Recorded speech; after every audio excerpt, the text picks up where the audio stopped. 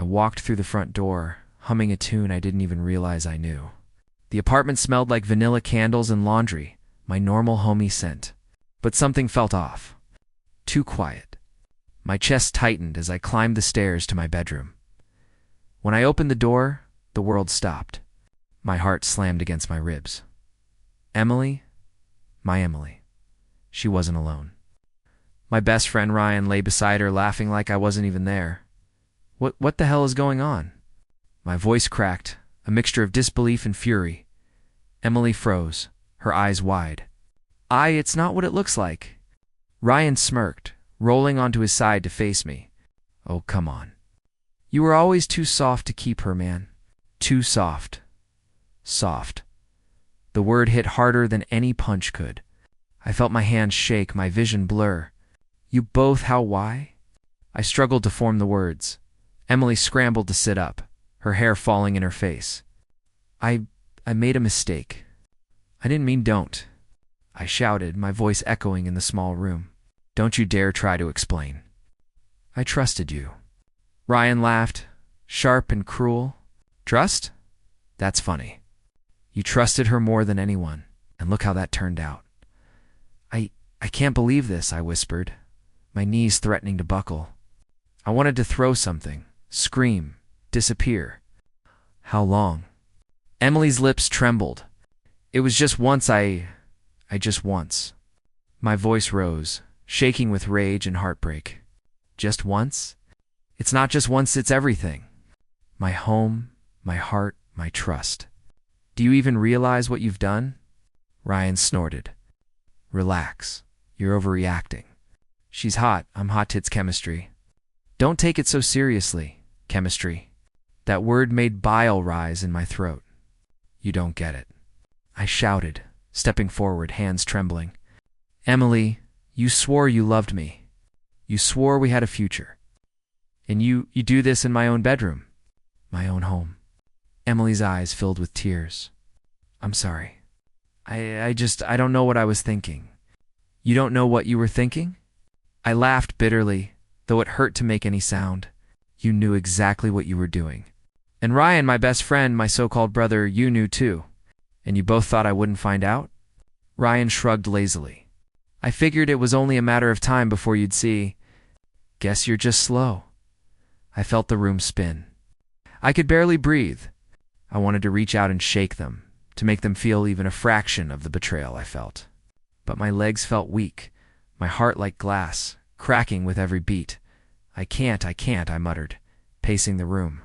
Everything I believed in gone. You both destroyed it. Emily crawled toward me, pleading. Please, I didn't mean stop. I screamed, and the sound startled even me. My voice was raw, my chest tight. Stop talking. Every word is poison. Every lie is cutting me deeper. Ryan laughed again, and it was like nails on a chalkboard. Relax, man. It's not the end of the world. You'll get over it. I clenched my fists, imagining throwing him across the room. You don't get to tell me how I feel. You don't get to tell me how to react to my life being shattered. Emily's tears streaked down her face. I loved you. I still do. I messed up, but I loved me. My voice broke. You don't even know what love means. Love doesn't destroy. Love doesn't betray the person you've promised to protect. She flinched, and I saw guilt flash across her face. But Ryan, he just grinned. My blood boiled at the sight. How could someone be so heartless? So utterly cruel? I trusted you. I repeated louder this time, as if shouting would make the pain stop. I trusted both of you more than anyone else in my life. And you ruined me. Emily whispered, I'm sorry. I laughed bitterly, feeling tears sting my eyes despite my rage. Sorry doesn't fix this. Sorry doesn't erase what you've done. You think a few words can undo the betrayal of years? Ryan stood, smirking. Well, looks like someone's finally realized who's really strong. Guess she picked right. My stomach lurched. Right? I repeated, incredulous. Right? You think this is strength? You think destroying everything I cared about makes you strong? Emily sobbed quietly now, her face buried in her hands. I wanted to scream, cry, collapse, but I forced myself to step back, My hands dropped to my sides, shaking. I trusted you, both of you. And now my voice was barely a whisper. I can never look at you the same way again. I turned abruptly and walked out, slamming the door behind me. The echo bounced down the hallway like the hollow drum of my broken heart. Outside, I inhaled deeply, trying to steady my trembling body. The world felt different. Gray. Empty. My chest ached, but under the pain, a small, burning ember of something else sparked. Anger, determination. A voice in my head whispered, "You will never be the same again. You have to survive this. You have to rise." And in that moment, I knew one truth with absolute certainty. My life was over as I knew it. But the fire inside me that couldn't be destroyed. Days blur into nights, but the image of Sarah and Daniel doesn't fade. I wake up sweating, heart hammering, only to see it again, in my mind, her laughter. His smirk, the way they looked at each other. My phone lights up again and again. "Please talk to me." I was confused. I throw the phone onto the bed. I didn't mean it. I swear. I pick it up and hurl it against the wall. It shatters. The sound barely registers. My chest feels hollow, my stomach tight. I can't eat. I can't sleep. Work feels like a distant memory. Coworkers whisper behind their hands. I hear he looks awful pale, lost. I retreat to my room, locking the door. I pace, fists clenched, screaming at the silence. Why? Why would you do this? Sarah's name tastes bitter on my tongue. I can still hear her voice. "It's not what it looks like? Not what it looks like?" I mutter, "I found you." In my bed, with him, I sink onto the floor, knees pressed to my chest. Tears sting my eyes. Anger mixes with despair, a poisonous cocktail. The betrayal coils around me, suffocating. I pound the floor with my fists. "You destroyed me. You destroyed us. You destroyed everything." The phone buzzes again. I don't pick it up. I can't. Then there's a letter slipped under my door. I pick it up, trembling. It's from Sarah. "I know I hurt you. I love you. Please forgive me." The words burn. I crumple it, rip it apart, scatter the pieces across the floor. My hands shake so violently I can barely see straight. "Forgive you. You think it's that simple? You think a few words erase the years I gave you?" My chest heaves. I press my palms against my eyes. I want to disappear. I want the world to swallow me whole. A whisper echoes in my head, faint but insistent. "Don't die like this. Stand up. Make them regret everything." I lift my head. My lips tremble. "Regret? You'll pay? Both of you. The nights are worse. Sleep eludes me. Shadows crawl across the ceiling, mocking me. I see Daniel's face everywhere, his smug grin, the way he thought he won. My phone buzzes again, Sarah's name flashing. I resist the urge to answer. Her apologies, her tears, her excuses, their weapons now cutting deep. I pace the room, muttering, "I won't let this break me. I can't. I won't." The mirror catches my reflection, pale, hollow-eyed, shaking, but underneath, there's a spark teeny, stubborn. My jaw tightens. "You took everything from me, but I'm still here. I'm still standing, and I'll make you regret this." The following day, I barely make it to work. My coworkers whisper, but I don't care. I keep my head down, pretending normalcy, but inside I'm brewing something sharp and cold. Hatred mixes with determination. Sarah calls again. I ignore it. The phone buzzes nonstop, but I don't answer. Daniel texts, mocking. "Can't face us?" Pathetic. I feel my hands clench into fists. Pathetic? You're the pathetic ones. At night, alone in my room, I write my thoughts in a notebook. You'll pay. Not now, maybe not tomorrow, but you'll see. You'll see what it means to betray me. The letter pieces still litter the floor. I look at them, trembling. "You thought this was the end for me," I whisper, "but it's only the beginning. I'll rise from this. And when I do, You'll wish you never touched me. I curl into my bed, exhaustion heavy, but my mind won't stop. The fire is growing. A single thought repeats, steady and relentless. Stand up. Fight back. Make them regret everything. Tomorrow, I'll step out. Tomorrow, I'll breathe again. Today, I survive. And survival, I realize, is the first step toward revenge. I stumbled out of the bar, the neon light slicing through the darkness. My head throbbed, a mix of alcohol and heartbreak. Every step felt heavy, like walking through water. I didn't care where I went. I didn't care if I fell. Hey, you okay? I froze. The voice was calm, steady, not judgmental, not mocking. I turned slowly and saw Herlina, Sarah's sister. Her dark eyes were sharp, assessing, yet kind. I'm fine, I slurred. Attempting to shake her hand off, she didn't flinch. Instead, she grabbed my arm gently. No, you're not. Come on, sit down. I resisted at first. Why would I accept help from her? From Sarah's family? I had every reason to push her away. But there was something in her presence calm, grounded, that made my defenses falter. Why are you helping me? I asked, my voice rough. Lena sighed. Because you look like you've been through hell. And because I don't like seeing people drown when they don't have to? I laughed bitterly. You don't even know me. I know enough, she replied. I know someone hurt you. And I know you're not alone, even if it feels that way. Her words pierced something I didn't realize was aching. I sank onto the curb, the cool concrete seeping through my clothes. Lena crouched beside me, silent at first, letting me just breathe. I hate her, I muttered finally. Sarah, she betrayed me. And Daniel, my hand shook as I tried to hold back tears. I trusted them. Everything gone. Lena nodded. I can see why you're angry, and hurt, and lost. All of that makes sense. I don't know how to keep going, I admitted. I feel like I'm drowning in my own life. Everyone looks at me like I'm pathetic. You're not pathetic, she said firmly. You're a human. You've been stabbed in the heart, yes? But it's not the end. Not unless you let it be. I looked at her, really looked. She wasn't like Sarah. Not manipulative, not reckless. Her calmness made the chaos inside me feel lighter. Why are you even here? Why not just walk away?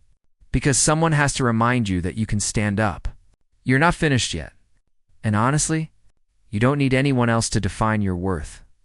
Her words made my chest tighten. I wanted to argue, to push her away, but I couldn't. Instead, I let myself lean back, just a little, letting her support me. I don't know if I can trust anyone right now, I admitted softly. You don't have to, Lena said. Just trust me enough to let me help. That's all I'm asking. We sat in silence for a while. She didn't rush me, didn't fill the quiet with empty chatter. She just let me breathe, letting me process the storm inside me. You'll see, she finally said, breaking the silence. Life isn't over. Not because someone betrayed you. Not because you feel like you've lost everything. You're still here. You're still breathing. And that's enough to start. Her words, so simple, felt like a lifeline thrown into the dark waters I was sinking in. For the first time in weeks, I didn't feel completely alone. I don't know if I deserve this, I murmured, glancing at her. You deserve to feel better. You deserve to stand up again. You deserve to be seen as more than your pain, she said gently. Her presence, calm and steady, gave me something I hadn't felt in a long time. Hope. A flicker. Tiny, but alive. I wiped at my face, embarrassed by the tears I didn't even know I was holding back. I thank you, I said quietly. You don't have to thank me, Lena replied. Just promise me you'll try, that you'll keep standing even when it hurts. I'll try, I said. And for the first time, in what felt like forever, I believed I might survive this. I took a deep breath. The streets felt colder, but somehow clearer. Lena stayed with me a little longer, just to make sure I could walk again. Not in her shadow, not because I had to, but because I realized I could on my own, and maybe, just maybe, with someone who genuinely cared, That night, for the first time since Sarah and Daniel, I felt a tiny spark of something I had thought was lost forever. Possibility. "Stop staring at your phone," Lena said one morning, her tone sharp but not unkind. "You're letting them steal your life again." I groaned, rubbing my eyes. "It's everywhere, Sarah." Daniel, flaunting themselves. "Every post, every smile, like I'm supposed to care?" "You shouldn't care," she corrected. "Care about yourself, about what you're building, not what they've destroyed." I blinked, trying to absorb her words. Lena wasn't just talking. I felt it. She wasn't lecturing me like my friends might. She was guiding me, pushing me gently yet firmly. "I don't even know where to start," I admitted. "I feel lost." "Start with this," she said, handing me a folder. "Contacts, mentors, opportunities, all people who can help you stand on your own 2 feet. Don't wait for life to hand you a second chance. Take it." I stared at the folder, the weight of potential and fear pressing equally on me. "And you'll be there?" I asked cautiously. "Always," she said simply, "but only as a guide. You do the work. You make the moves. They're yours, not theirs." That night, I stayed late in the office, staring at spreadsheets and proposals. I felt exhaustion in my bones, but Lena's words pushed me to keep going. Each email I sent, each call I made, felt like reclaiming pieces of myself I thought were gone. "You're pushing too hard," Lena warned when I called her, my voice raw. "Remember to breathe. Confidence isn't just knowing you can succeed. It's knowing you will if you refuse to." "Quit." "I've never been good at this," I muttered. "Networking, meetings, presentations, it's all new to me." "And that's why you need to do it," she said firmly. "Fear is proof you're alive. Fear is proof you're growing." Her words lit a fire inside me. I started showing up early, working late, learning everything I could about business, strategy, communication. The first few weeks were brutal. Failures piled up. Calls went unanswered. Deals fell through. I wanted to scream, throw everything away, curl back into the darkness Sarah and Daniel had left me in, but Lena didn't let me. "Write down what you learned from every failure," she said. "Then use it. That's how you turn ashes into fire." So I did. I scribbled notes, refined strategies, and kept moving. Slowly, victories came. A small contract here, a successful pitch there. Each win felt like a blade sharpening in my hands, not to harm anyone directly, but to carve a path forward. One evening I stared at my reflection after leaving the office, exhausted but alive. "I'm different," I murmured. "I don't need her. I don't need him. I just need this me." Lena appeared behind me, silent until I noticed her. "You're changing," she said softly. "Not just in skill, but in spirit. You're learning that revenge isn't just about making them pay. It's about making yourself stronger." I think I like this," I admitted, almost embarrassed. This feeling of control. Not power over them, but power over me. And maybe that's the real revenge. "Exactly," she said, a rare smile flickering on her lips. "You're the one writing the story now. Not Sarah, not Daniel, not anyone else. You. And if you play your cards right, the more you rise, the more they fall without you ever touching them." That night, I stayed at the office until dawn, drafting proposals, planning strategies, building momentum. I thought about Sarah's posts, Daniel's smug pictures, their laughter and arrogance. Instead of breaking me, they fueled me. I would rise. I would succeed. I would let the world see what they lost, not with anger, but with triumph. By the time the sun rose, I felt a shift. I wasn't just a man scorned. I was a man rebuilding. Every email, every meeting, every call was another step in my transformation. And for the first time in months, I slept with purpose, not numbness. When I woke, Lena was waiting with coffee. "How's the fire?" she asked. I smiled, a small but fierce thing. "It's burning hotter than ever, and that fire," she said, handing me my mug, "will cut sharper than any revenge they imagined." I nodded, taking a sip. The taste of coffee was bitter, but satisfying. Like my life bitter, yes, but mine. And I was ready to turn that bitterness into everything they could never have. A future I built with my own hands. I was in the middle of a board meeting when I first saw Daniel walk in, his usual grin plastered across his face. Well, he said, leaning casually against the doorway. Looks like someone's doing well for themselves. I smiled faintly, not looking up from the reports. Daniel didn't expect to see you here, he chuckled. I'm here to expand my horizons. Maybe learn a thing or two from you. A few colleagues glanced between us, curiosity and tension palpable. I could feel the old ache in my chest, but it didn't take me down this time. Not anymore. Later, Sarah appeared, whispering my name as I stepped into the lounge. Can we talk? She said, eyes wide, feigning innocence. I crossed my arms, raising an eyebrow. After what happened? I miss you, she murmured, voice trembling. I made a mistake, a huge one. I laughed softly, bitter but controlled. You think words fix what betrayal broke? You think saying you miss me erases months of lies? Her hand shook as she reached toward me. I just want a chance to explain. I stepped back, shaking my head. No, you had your chance. You threw it away. And Daniel, I added, turning slightly.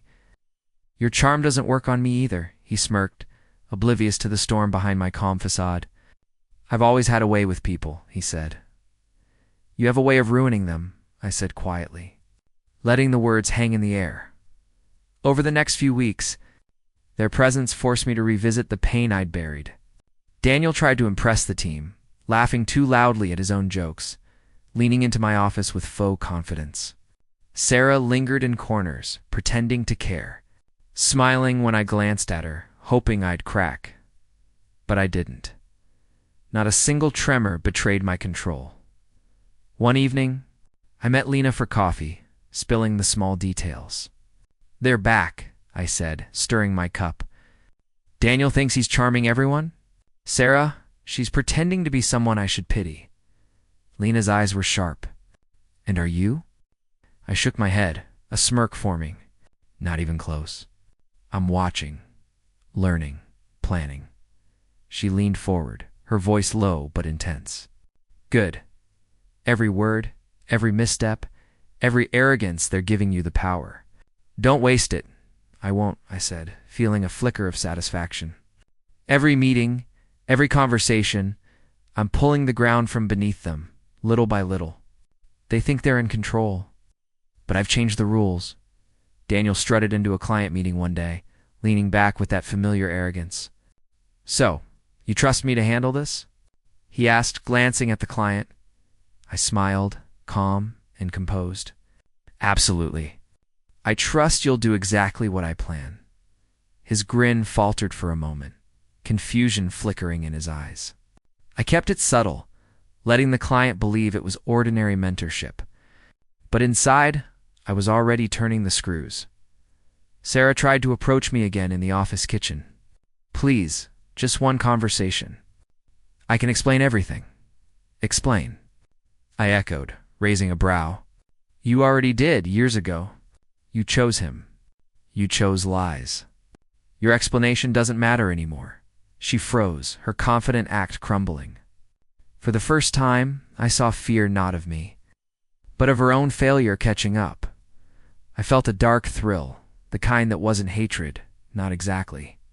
It was the satisfaction of control, of watching those who once hurt me stumble without realizing why. Lena would have called it strategy. I called it just as quiet, inevitable, and mine. At night, I reviewed the week's interactions. Emails, meeting notes, client responses. Every slip from Daniel, every fake smile from Sarah was logged mentally, filed for later. Each error, each arrogance, each misplaced confidence became a piece of the puzzle I was building, and I smiled. Not out of malice, but because I had finally reclaimed my life. They were back, thinking they could disrupt it, thinking their presence would scare me. Instead, they were walking into the game I controlled, unaware that every move played into my hands. Soon, I whispered to myself, staring at the city lights from my office window. Soon, They'll see that the person they destroyed is the one holding all the power now. And for the first time since that night of betrayal, I felt unshakable, calm, ready, patient. Sarah's messages kept coming like waves I could no longer ignore. Please, I can explain. One read. Another, I miss you. I was confused. My fingers hovered over the keyboard, but I didn't reply. I couldn't, not anymore. Instead, I found myself thinking of Lena, her calm eyes, the way she never judged me, the nights she stayed on the phone just listening. She was my anchor when my world had collapsed, my guide when I didn't know which way was up. One evening, Lena met me at our favorite cafe. I stared at her across the table, my chest tight. "Lena," I started, voice low, "there's something I need to tell you." She tilted her head, curious but patient.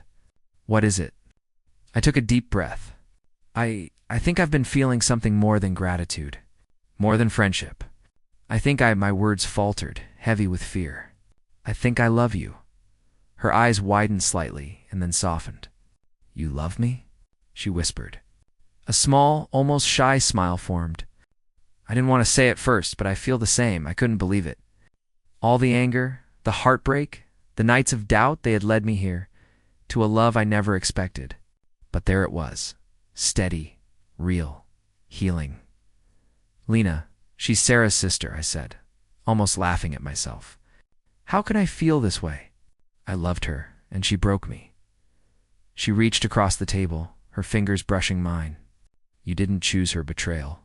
You chose who you are now, and you chose me." The honesty in her voice, the quiet strength, calmed something inside me I didn't know was still shaking. "I don't want to hide this," I admitted. "Even if it feels complicated," she nodded, eyes shining. "Complicated is okay. We've been through chaos, but we can build something real together." I laughed softly, a sound I hadn't heard in months. Real, I like that word, real. Strong, not fake, not cruel. Sarah's messages buzzed on my phone, ignored as always. I realized then that they no longer mattered. The anger, the betrayal, they were part of my past. Lena was part of my present, and maybe even my future. Later that night, we walked along the quiet streets, hands brushing, fingers entwining naturally. "Do you ever think about how strange this is?" I asked, glancing at her. She smiled, leaning slightly closer. "Strange can be beautiful. It's unexpected, but it's honest." I felt warmth spread through me, a calm fire replacing the chaos I'd carried for so long. I didn't need fireworks to feel alive. I had Lena's presence, steady, unwavering. I've never felt this way before, I confessed. I thought love was supposed to be explosive. But with you, it's healing. She squeezed my hand, her thumb brushing against mine. Healing is better than fireworks. Healing lasts. We walked in silence for a while, letting the quiet speak for us. The city lights reflected in her eyes, and I realized how lucky I was to find someone who understood me, who didn't demand my anger or my revenge, but simply stood beside me. By the time we reached my apartment, I felt lighter than I had in months. No more obsession over Sarah, no more plotting, no more sleepless nights consumed by betrayal. Lena was here, steady and calm, and my heart finally could rest. "I love you." "Lena," I said again softly, almost reverently. "I love you too," she replied. And in that moment, I understood love didn't have to be explosive. It could be quiet, patient, and still set your world on. Daniel strutted into the boardroom like he owned the place, smirking at everyone. "Don't worry, I've got this," he said, slapping a stack of reports onto the table. I clenched my fists under mine, watching him make the same mistakes he always made. "Daniel, did you double-check these projections?" One of the senior board members asked cautiously. He waved a hand. "Trust me, I know what I'm doing." I couldn't stay silent any longer. "Actually, Daniel, if I may," I said, voice calm but firm, "these numbers are off. The growth projections are unrealistic, and the expenses are miscalculated by 20%. The room went quiet. Daniel froze, then laughed nervously. "Oh, come on. That's just a minor oversight." "Minor oversight?" I interrupted, holding the spreadsheets in front of everyone. "Look at these. The client contracts are mismatched, the timelines are impossible, and the revenue predictions don't match reality. This isn't minor, Daniel. This is reckless." He turned red, stammering, I can explain." I shook my head, holding eye contact.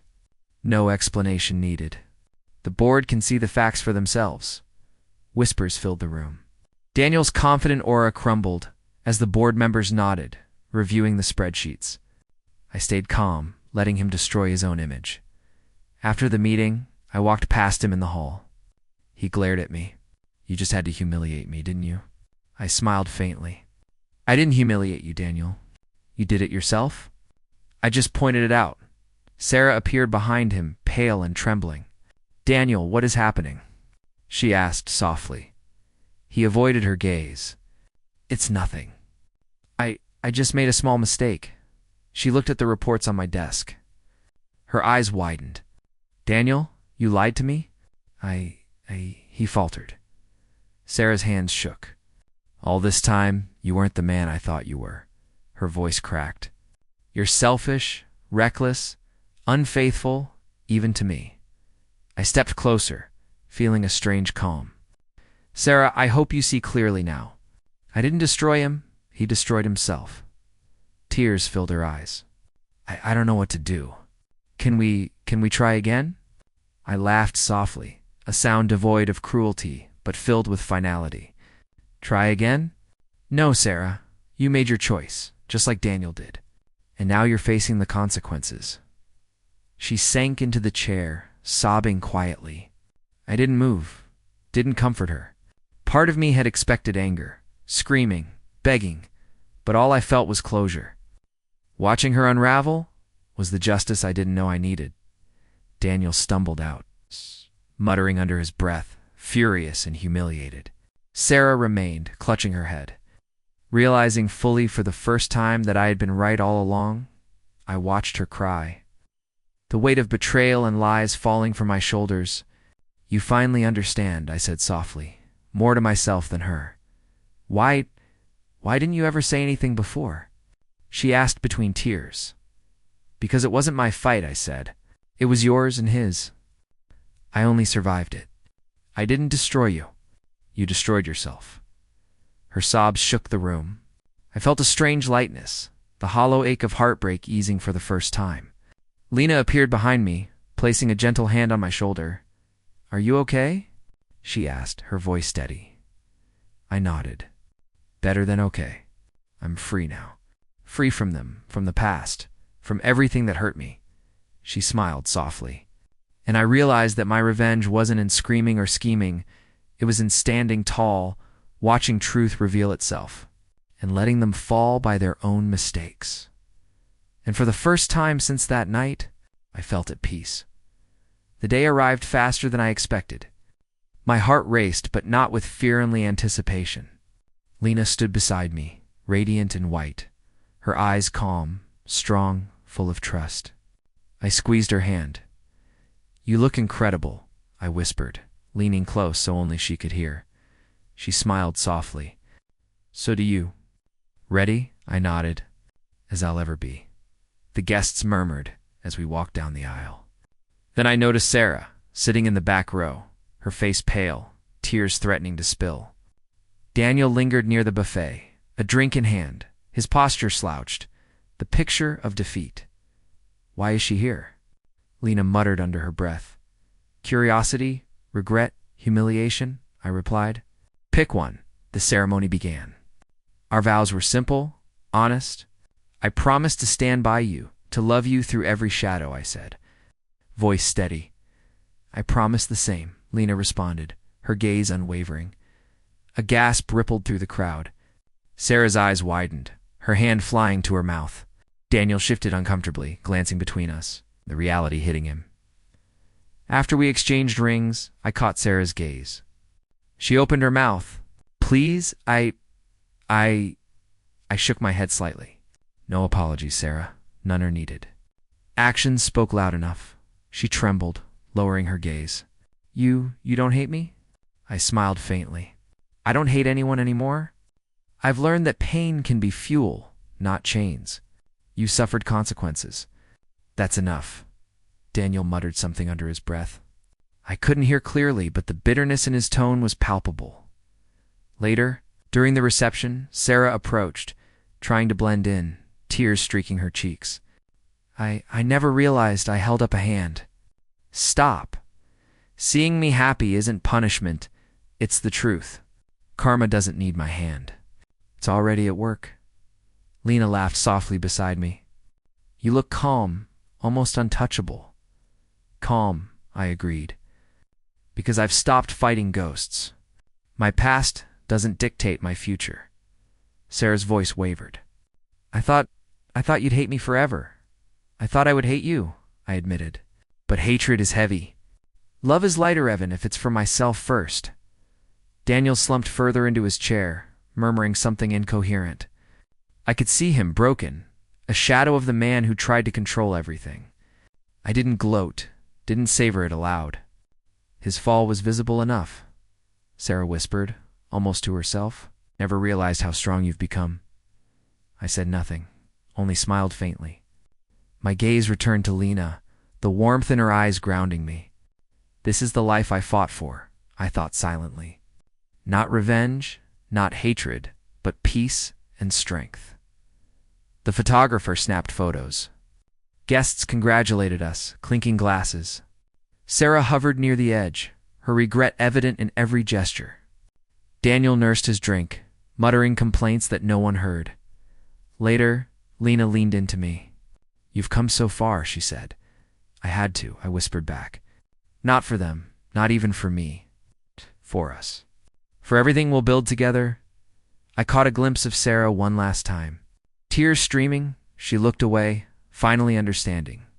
Daniel's pride was shattered, and I realized something important.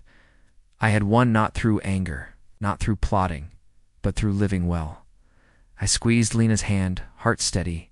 This is karma. This is justice, I murmured softly, letting it sink in. And for the first time I truly felt. The office was quiet that morning, sunlight spilling across polished floors. Lena stood beside me, reviewing reports, calm and collected. I watched her, thinking how much had changed. You're really focused today, she said, glancing up at me. I have to be, I replied, smiling faintly. Things move fast. I can't afford distractions. She nodded, her eyes soft. I've seen you grow. You're not the man you were a year ago. I leaned back, letting the words settle. I had to become someone stronger, someone smarter, someone who wouldn't be destroyed again. She tilted her head. Do you ever think about them? Sarah, Daniel. I paused, considering. Sometimes, but it's different now. I don't burn with anger anymore. I remember, yes. I've learned, yes. But I don't waste energy hating them. Lena smiled, squeezing my hand briefly. That's good. You deserve peace, not just victory. Later, I walked through the building, greeting employees. They respected me not just as a boss, but as someone who had fought and risen. Rumors had spread about Sarah's disappearance, Daniel's disgrace, and everyone seemed to understand the story without words. Jason caught me in the hallway. You've really changed, he said. I barely recognized the guy who used to sit here haunted. I chuckled softly. I'm still me. Just a version who doesn't let betrayal define him. He shook his head, smiling. Impressive. But you look happy too. That's rare. I am happy, I admitted. Because I found Lena, yes, but also because I finally learned who I am. I don't need anyone else to validate me. Later that evening, Lena and I stood on the balcony, city lights flickering below. She rested her head on my shoulder. Do you ever regret any of it? Regret, I echoed. No, I might hate the pain, the betrayal, the nights I couldn't sleep.